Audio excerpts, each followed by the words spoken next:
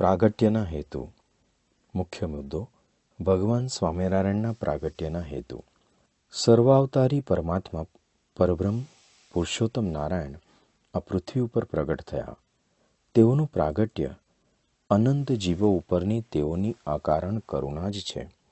વચનામૃત ઘટાડા પ્રથમ 8માં શ્રીજી મહારાજ કહે છે, અક્ષરાતીત ને મન વાણી થકી પર ને અગોચર એવા જે ભગવાન, તે જ પોતે કૃપા કરીને એમ ધારે છે જે જ્ઞાની અજ્ઞાની એવા જે મૃત્યુલોકના મનુષ્ય તે સર્વે મને દેખો.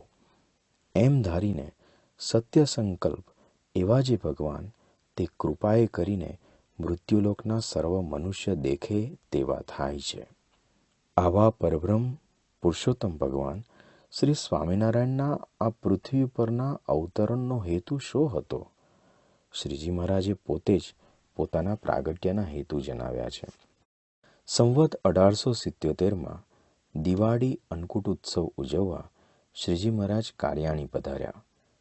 ત્યારે વડોદરાથી ગોપાળાનંદ સ્વામી મહારાજના દર્શને આવ્યા. મહારાજ ઊભા થઈને તેમને ભેટ્યા. પછી અક્ષરોડીમાં લઈ ગયા. ત્યાં ગોપાળાનંદ સ્વામીને પોતાની પાસે બેસાડ્યા અને બીજા સંતો તથા હરિભક્તોને બહાર જવાની આજ્ઞા કરી. મહારાજ કંઈક વિશેષ વાત કરવાના હશે એમ જાણી નિષ્કુળાનંદ સ્વામી અંદર ગયા તો મહારાજે તેમને પણ બહાર કાઢ્યા ને ચોકડીના કામ ઉપર ધ્યાન રાખવાનું કહ્યું. પછી અક્ષર ઓરડીના બારણા બંધ કરાવ્યા. નિષ્કુળાનંદ સ્વામી જાણવા ઉત્સુક હતા, તેથી બારને કાન દઈ બેઠા. મહારાજ ગોપાળાનંદ સ્વામીને કહે, સ્વામી, અમે અમારું અક્ષરધામ અને તમે બધા મુક્તોને લઈને અહીં આવ્યા છીએ, એનો હેતુ જાણો છો? ગોપાળાનંદ સ્વામી કહે, ના મહારાજ. પછી મહારાજે પોતાના આ પૃથ્વી ઉપરના પ્રગટ થવાના 6 હેતુઓ ગોપાળાનંદ સ્વામીને કહ્યા. 1. અમારી સર્વોપરી ઉપાસના અને સર્વોપરી જ્ઞાન તેને આ પૃથ્વી ઉપર પ્રવર્તાવવું. 2. પૂર્વે થઈ ગયેલા અવતારોના ભક્તોને અમારી ઉપાસના અને અમારા સ્વરૂપનો બોધ કરી ઠેઠ અક્ષરધામમાં પહોંચાડવા. 3. ભક્તિદેવી અને ધર્મદેવને અસુરોના ત્રાસમાંથી મુક્તિ અપાવી અમારી મૂર્તિનું સુખ આપવું. 4. ઘણા કાળથી લુપ્ત થયેલો ધર્મ, જ્ઞાન, વૈરાગ્ય અને મહાત્મ્યયુક્ત ભક્તિવાળો એકાંતિક ધર્મ પ્રવર્તાવવો. અનંત કાળથી ભજન ભક્તિ કરતા અનેક તપસ્વી યોગીઓને દર્શન દઈ તપનું ભક્તિનું ફળ આપવું અને ભગવાનને વિશે પ્રીતિવાળા મુમુક્ષુઓના મનોરથ પૂર્ણ કરવા અને તેમને લાડ લડાવવા. 6. આ પૃથ્વી ઉપર એકાંતિક ધર્મના ધારક સાધુઓ ઉપાસના માટે શિખરબદ્ધ મોટા મંદિરો, અમારા લીલા ચરિત્ર સ્વધર્મ જ્ઞાને યુક્ત શાસ્ત્રો કરવા અને પરાત્પર વિહદ એવું જે અક્ષરધામ તેને પમાડવા અર્થે પરમ એકાંતિક સંતો દ્વારા આત્યંતિક કલ્યાણનો મોક્ષ માર્ગ આ બ્રહ્માંડમાં સદાય ઊભો રાખવો. નિર્ભય નીલકંઠ. મુખ્ય મુદ્દો નીલકંઠ વર્ણીની નિર્ભયતા. હિમાલયની બર્ફીલી ઘાટીઓમાંથી પસાર થતા નીલકંઠ વર્ણી નારદજીએ વસાવેલ શ્રીપુર ગામમાં પધાર્યા. અહીં ગામ બહાર એક કમલેશ્વર મઠ હતો. તેના ઓટલા ઉપર નીલકંઠ વર્ણીએ આસન જમાવ્યું. તપથી કૃશ થઈ ગયેલ શરીરવાળા અને તેજસ્વી કાંતિયુક્ત આ બાળ બ્રહ્મચારીને જોઈને ગામવાસીઓ આકર્ષાયા. મઠના મહંતજી પણ વર્ણીના દર્શને દોડી આવ્યા. સાંજનો સમય થયો હતો. મહંતજીએ વર્ણીને કહ્યું, બ્રહ્મચારી, તમે મઠની અંદર આવો. અહીં બહાર જંગલી જાનવરોનો ભય છે, માટે ઓટલે બેસી રહેવું ઠીક નથી. પરંતુ વર્ણી કાંઈ બોલ્યા નહીં. મૌન વ્રત ધારી હશે એમ ધારી મહંતજીએ વર્ણીને ધીરેથી હલાવીને કહ્યું, જો મઠમાં આવવાની ઈચ્છા ન હોય તો ગામમાં વસ્તીમાં જાઓ, પણ અહીં તો મૃત્યુનો ભય છે. વર્ણીએ નિજ મસ્તાઈમાં મહંતજીને કહ્યું, હું વસ્તીમાં રહેતો નથી. ગામ બહાર જ્યાં આવું સ્થળ મળે ત્યાં આકાશને નીચે રહું છું. મૃત્યુનો મને ભય નથી. મૃત્યુથી ડરીને સંતાઈ જવાથી મૃત્યુ રોકાતું નથી. મહંતજીને વર્ણીની વાત જોગી હઠ લાગી. તેઓ પાછા આશ્રમમાં ચાલ્યા ગયા. વર્ણી તો શાંત ચિત્તે આસન વાળી ધ્યાનસ્થ મુદ્રામાં બેઠા હતા. પરંતુ મહંતજીને વર્ણીની ચિંતામાં ચેન પડતું ન હતું. વારે વારે તેઓ આશ્રમની બારીમાંથી વર્ણીને જોઈ લેતા. સૂર્યાસ્ત થઈ ગયો. રાત્રિના 2 પ્રહર વીત્યા. સર્વત્ર નીરવ શાંતિ હતી.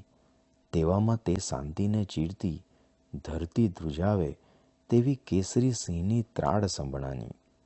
મહંત અને પૂર્વવાસીઓ આ ભયંકર તાડ સાંભળીને જાગી ગયા.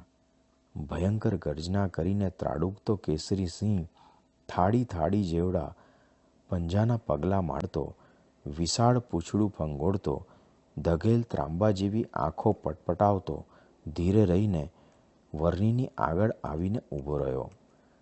વર્ણીએ સિંહ તરફ દ્રષ્ટિ કરી. દ્રષ્ટિ પડતાં જ સિંહ નિશ્ચેતન બની સમાધિના દિવ્ય સુખનો અનુભવ કરતો વર્ણીના પગ આગળ લપાઈને બેસી ગયો. ડરતા ડરતા મહંતે બારીનું બારણું ખોલ્યું. તેઓ અને તેમના શિષ્યો બારીની બહાર આશ્ચર્યવશ જોઈ જ રહ્યા. થોડી વારે નીલકંઠ વર્ણી સિંહના શરીર ઉપર હાથ ફેરવવા લાગ્યા. વર્ણીના સ્પર્શથી સિંહ સમાધિમાંથી જાગ્રત થઈ સચેતન થઈ ગયો અને નીલકંઠ વર્ણીના પગ ચાટવા લાગ્યો. મહંતજીએ તેમના શિષ્યો સામું જોયું અને શિષ્યોએ મહંત સામું જોયું. બંને એકાએક બોલી ઉઠ્યા, આ તો કોઈ ઈશ્વરી અવતાર છે. જે માણસ અને પશુની હિંસા કરે, જેની ત્રાડ સાંભળીને અનેકના હૈયા હચમચી જાય, તેવો આ કેસરી સિંહ આજે આ વર્ણી પાસે ગભરું ગાય જેવો બની ગયો હતો. પરોઢ થતાં જ સિંહ વર્ણીને શિર ઝુકાવીને ઝાડીમાં અદૃશ્ય થઈ ગયો. મહંતજી દોડતા દોડતા પાસે આવ્યા અને હાથ જોડી કહ્યું, બ્રહ્મચારી, આપ બહુ પ્રતાપી છો, સિદ્ધ છો. આપ જો અમારા મઠમાં રહો તો તમને મઠાધિપતિ બનાવી દઉં. લાખ રૂપિયાની અમારી આવક છે. મહંત બોલે જ જતા હતા. વર્ણીએ તેમને અટકાવીને વચ્ચે જ કહ્યું, જુઓ મહંતજી, મઠની, આશ્રમની કે મિલકતની અપેક્ષા હોત તો ઘરનો ત્યાગ શું કરવા કરત? મારે તો તીર્થોમાં જઈ અનેક જીવોનું કલ્યાણ કરવું છે અને સાચો સત્સંગ શું છે તે જગતને સમજાવવું છે. એટલું કહીને વર્ણી ત્યાંથી ચાલ્યા ગયા. આ વર્ણી જીવોના કલ્યાણ માટે પધારેલ સાક્ષાત ભગવાન જ છે એવી પ્રતીતિ સાથે મહંતજી અને ગામવાસીઓ તેઓને જતા જોઈ રહ્યા. આ રીતે નિર્ભય થકા નીલકંઠવર્ણી પોતે વિચરતા. વચનામૃત ગઢડા મધ્ય 55માં શ્રીજી મહારાજ વાત કરે છે, જ્યારે ઘર મૂકીને નિસર્યા ત્યારે તો વસ્ત્ર રાખવું પણ ગમતું નહીં અને વનમાં જ રહેવું ગમતું અને બીક તો લેશ માત્ર લાગતી જ નહીં. અને વનને વિશે મોટા મોટા સર્પ, સિંહ, હાથી ઇત્યાદિ અનંત જાનવર દીઠા, પણ કોઈ પ્રકારે હૈયામાં મરવાની તો બીક જ લાગતી નહીં. એવી રીતે મહાવનને વિશે સદા નિર્ભય રહેતા. નિસ્પૃહી નીલકંઠ. મુખ્ય મુદ્દો નીલકંઠ વર્ણીનું નિસ્પૃહીપણું.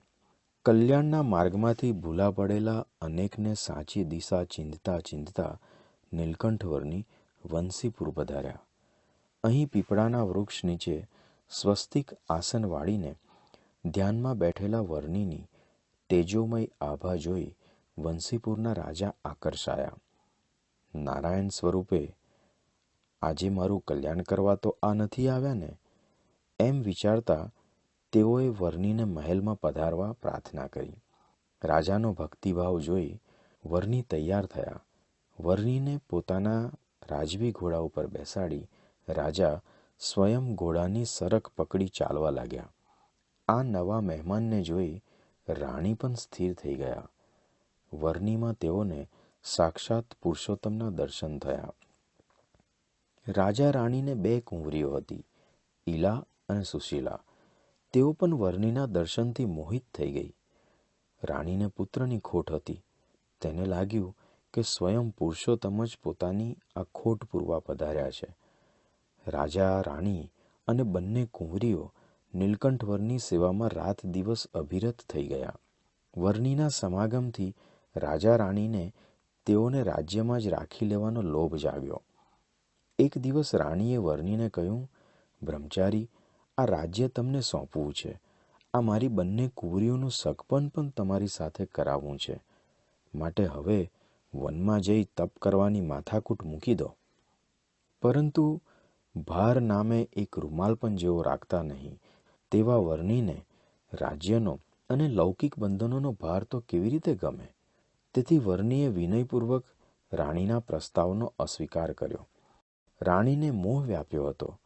તેથી વર્ણિ પ્રત્યેના સાક્ષાત ભગવાનપણાનો ભાવ ભૂલી જઈ ઉદ્વેગમાં બોલ્યા, અત્યારે તો બાળ અવસ્થા છે, પરંતુ જ્યારે જોબન અવસ્થા આવશે ત્યારે સ્ત્રી વિના ટળવળશો.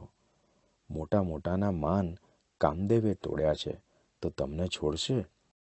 માયાવી જીવ ભગવાનને પણ પોતાના જેવા જ માયાને વશ સમજે છે. આવી અજ્ઞાનતા રાણીમાં જોઈ વર્ણિ મનમાં હસ્યા. તેમને રાણી ઉપર દયા આવી. તેમણે રાણીને કહ્યું, અમારે તો સુખ માત્ર વનમાં જઈને પરમાત્માનું ચિંતન કરવું તેમાં જ છે. રાણીએ જંગલી પશુઓની બીક બતાવી. ત્યારે વર્ણિએ મક્કમતાથી કહ્યું, બીક તો એક વાસનાની રાખવી જોઈએ. હું તો તેની મોજાળમાંથી મનુષ્યને છોડાવવા અને મારા દિવ્ય અક્ષરધામનું સુખ આપવા પ્રકટ થયો છું. તમારા રાજ્ય કે કુંવરીઓમાં બંધાવા નથી આવ્યો. વર્ણિની વેદક વાણી સાંભળી રાણીને સમાધિ થઈ ગઈ. તેઓના અંતરના અજ્ઞાનના પડદ ખુલી ગયા. તે જ દિવસે રાત્રે નીલકંઠ વર્ણિ વંશીપુરથી નીકળી ગયા. ભલભલો માણસ સહેજમાં લલચાઈ જાય એવા પ્રલોભનો નીલકંઠ વર્ણિને આવ્યા હતા. પંજાબના રાજા રણજીતસિંહ અને કાઠમંડુના રાજા રણબહાદુર પોતાનું સમગ્ર રાજ્ય અર્પણ કરવા તૈયાર થઈ ગયા હતા.